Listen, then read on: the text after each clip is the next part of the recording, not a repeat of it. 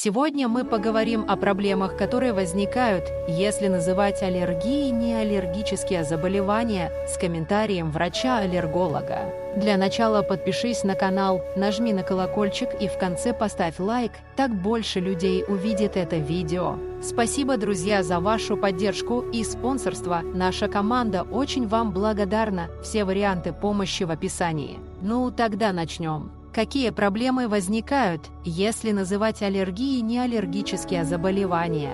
Чаще всего несправедливо причисляют к аллергии любую крапивницу и ангиотеки. Это понятно. Объяснение, почему крапивница – это чаще всего не аллергия, могут быть сложными даже для врачей. Сейчас давайте поговорим о том, почему важно не путать аллергическую и неаллергическую крапивницу. Когда мы ставим какой-то диагноз, мы строим от него прогноз на будущее пациента. В случае любой аллергии мы ожидаем, что иммунная система будет распознавать аллергенное вещество при каждом следующем его попадании в организм. Аллергическая крапивница чаще бывает не сама по себе, а в составе анафилаксии, самым серьезным проявлением которой является анафилактический шок.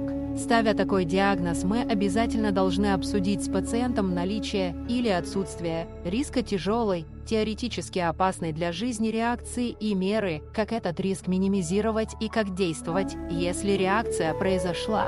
Пациент или его родитель на основании информации о риске может принять решение изменить свое повседневное поведение. Например, не ездить на дачу, рядом с которой расположена пасека, или не посещать рестораны, в блюдах которых могут содержаться опасные для него аллергены. Принимая такое решение, человек сравнивает риск и пользу. Любое ограничение негативно влияет на его жизнь. Неаллергическая крапивница и ангиотеки, за исключением нескольких редких случаев, например, связанного с С1-ингибитором ангиотека, имеет гораздо более безопасный прогноз, чем аллергическая. К тому же мы не можем контролировать ее течение простым неупотреблением определенных продуктов. Поэтому большинство пациентов, если они доверяют данным врача о хорошем прогнозе заболевания, не вносят в свою жизнь существенных ограничений. То же самое можно говорить и о других заболеваниях, которые бывают как аллергическими, так и неаллергическими: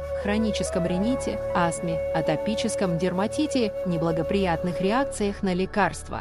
Необоснованно причисляя эти болезни к аллергии, мы ставим пациенту ультиматум: или прекращай контакт с аллергеном, или сам виноват, что болезнь есть.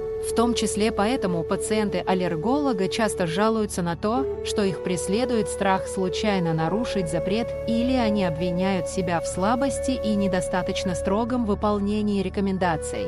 Есть те, кто вообще боится посещать аллерголога, потому что тот обязательно запретит что-то приятное или вкусное. К тому же доверие к врачам и медицине снижается, если прогноз врача не оправдывается, а доверие – важный фактор успешной медицинской коммуникации. У меня к зрителям вопрос: есть ли заболевания, которые кажутся вам на 100% аллергическими, и на основании каких признаков вы делаете такие выводы?